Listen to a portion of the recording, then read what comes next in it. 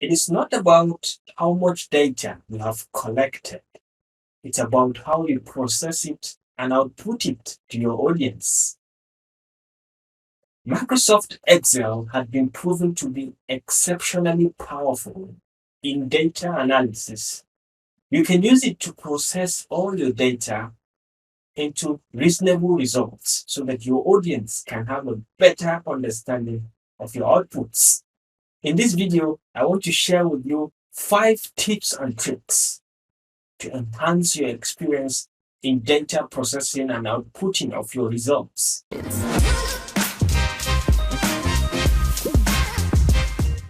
Hi everyone, my name is Dr. Rashid and welcome back to Epic Mentorship. If you are new here, consider liking and subscribing to our channel to keep enjoying related useful videos from us. Enough of the talking. Let's get started with the tips and tricks that I have for us today. The first tip that I have for us is how to convert text to columns. All right. So maybe you may have a range of data that you want to convert from text to column. Maybe they are separated by a space or a tab or a comma or a semicolon, as the case may be. For example, in this case, you can see it's a tabulated data, but it's separated by a piece of comma in between them. All right. When you copy this particular data separated by comma and you try to paste it in Microsoft Excel, this is what you get. All right, you paste it and you get everything in one cell. Okay, all of it in one cell, so you can navigate and see everything in one cell. But then because separated by comma, it's very easy to convert this whole data into a tabulated data or within different cells. So all you need to do is to select the whole of the data and you quickly come over to the data tab here and come down to text to column. Okay, convert text to column. When you hit on this, and it's going to bring you this dialog, and you can take the limited version and you can use fixed width if you want, but then we'll go with the delimited version. All right, so down here you can see a preview of the data because everything is on one column. Everything is under one column, though it's separated by a comma. Click on next, and then here you can see that it's separated. The delimiters is set to tab. Okay, so you can unselect this and set it to comma. Right, once you set it to comma, you can see the preview of it. So it's separated it into different columns, and you can click on next and you can click on finish. All right, and you have everything transformed. You can just quickly select the data and maybe try to normalize it to centralize everything, and then you have it as a complete column data, okay, separated within the cells equally. All right. All right, the next tip that I have is on the use of conditional formatting. We can actually analyze our data using the conditional formatting to be able to fish out a particular range or pattern or specified behavior in the data. For example, we can take a look at this profit and we want to find out the behavior of this particular data under the profit. All right, so you can come over to stay on the home tab and then come over to conditional formatting and you hit on the drop down, so you can see it can highlight cells rules based on greater than, less than.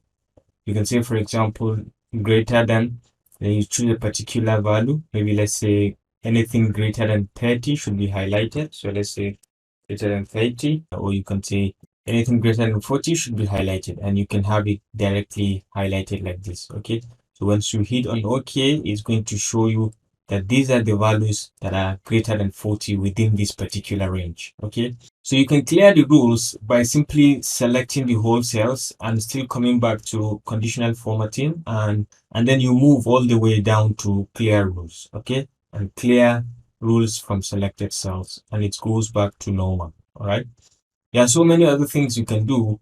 You can, for example, still select. You can do greater than, you can do less than, you can do between a given range of values, you can do equal to a particular value, and a text that contains so amount, a date occurring, or a duplicate value. All these can be highlighted with this conditional formatting. All right. Again, you can do top bottom rules. You can check out the top 10 items, top 10%. All right. Bottom 10 items, bottom 10%, above average, below average, all these data bars. You can color the data according to the gradient fill. All right. You can color accordingly. Okay. You can give it a solid fill as well. All right.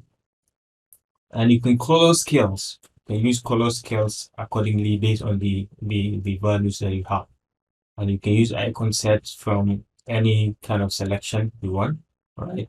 And you can even put in new rules, right? You can put in new rules and define what you want according to this. And you can even put your formulas at some point. If you want, you can define your own formula, what it should do based on the data, all right? Okay, the next tip that I have for us is the if statement. All right. If statement is very, very useful. It can give you a given behavior of a particular data once you understand the syntax and you define it correctly. So for example, we can define an if statement from maybe let's say this cell. All right. We can say this cell is equal to if we give the if condition, we open the bracket, and we say this particular cell, if this particular cell has a value greater than 30, you can print a value of, let's say, you can print a big, right? Otherwise, print small, right? And then we can close the bracket and hit enter. All right. So if this particular cell has a value greater than 30, it should print big, otherwise print small. So we can see it prints big, and you can do the same for the other cells, okay, by just dragging and here. Right. So values that have less than 30 will be printed small, and those that have greater than 30 will be printed big. Right. So if statements are very useful, and they can be complex sometimes according to what you have, what kind of data, what kind of parameters are you targeting, what kind of behavior are you targeting. Okay. All right. The next tip that I have for us is how to use the 3D referencing. Okay. Let's say according to this particular 3 days, Monday, Tuesday, Wednesday, and Thursday, we have a given set of data that we are tracking the profit within a particular set of data. All right. So let's say on Monday we got this profit, on Tuesday we got this profit, and on Wednesday we got this profit, and we want to get the total profit that we have for these 3 days. Okay. 3D references can be highly effective in this point. So all you need to do, because the data is kind of the same, we're just tracking one particular cell, one particular column. We can try to hold the control key and duplicate this particular cell, and then we can rename it to something like total. So for us to use this, let's say at this particular cell, we want to put in the total of these profits in the 3 days, Tuesday, Wednesday, and Thursday, right? So we're in total tab here, and then at this particular cell, we can maybe want to put in the auto sum, all right? We're going to define the particular cells that concern this. So all you need to do is to come over to Tuesday and click on the profit, all right? Hold down the shift key and click on Wednesdays and Thursday, right? So we can see over here that it's going to sum the profit from Tuesday to Thursday, all right? So once we hit on enter, it's going to give us this particular value, all right? So we can hold it and drag it down to the other profits, and it's going to select, and it's going to total the values, the profits from all the other days from the top to bottom. So what if we want to add in a particular value? Let's say we want to put in a week 1 here. So all we need to do is to hold down the shift key also and select the different tabs. Okay. Tuesday, Wednesday, and Thursday. And then we can come over here, and let's say we want to put in a particular, say this is for week 1, 2021. So once we hit on enter, we can see that this particular one that we just put is in total and it's in week, as in on Thursday, and it's reflecting us on Wednesday, and it's reflecting on Tuesday as well. So all you need to do is just select the shift key and the particular, and you can assign a particular given data to all of them at a time. 3D referencing is a very, very useful tool that you can use to navigate around within your data from different tabs. The last tip that I have for us today is actually how to use the forecast sheet. Forecast sheet is very, very useful to be able to kind of predict the behavior of our data over a given period of time. So assuming this profit has been studied for some time, the monthly income has been studied from January to March of 2020, and we want to kind of predict what will happen in the forthcoming month ahead of March 2020. So all you need to do is to select this particular data, and you come to data over here, and then you go straight down to forecast sheet.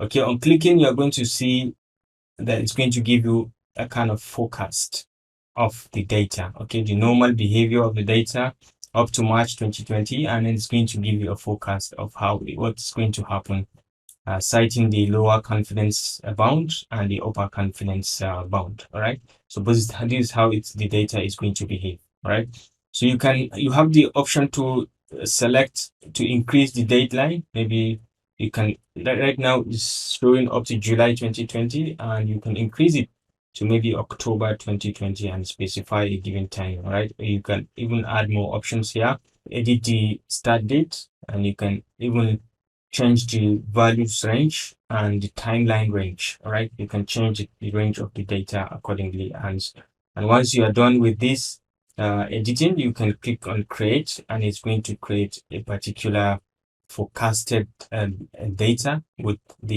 both the forecasted data and the lower confidence and upper confidence bound together with the graph showcasing what is happening. All right, guys, thank you so much for being with me up to this point, and I do hope that you have learned something today. If you do, kindly feel free to share with your friends. And don't forget to hit the like and subscribe button to stay connected with this channel for more of our useful videos. Remember to apply these tips and tricks in your next data analysis so that you can enhance your output for your readers to better understand your results. I will see you in my next video. Bye.